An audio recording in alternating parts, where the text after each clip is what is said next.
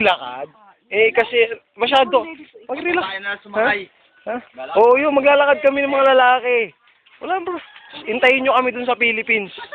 Dito ita pag naglalakad. Oo. Ano yan? Ano? Ang bangus, ang 1 kilo Ay. hindi ko alam, nasa cellphone ko pa. Mm. Hello, hello!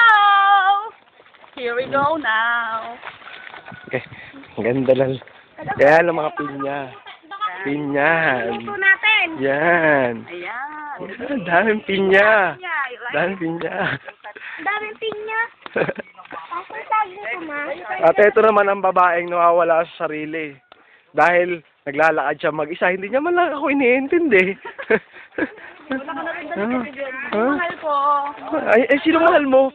Sino mahal mo? Ako yun. Sino mahal mo? Hi! Bakit ka extra?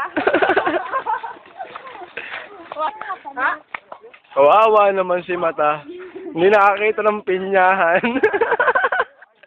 Ay, bye. Ano, bangus. Nahirapan mo.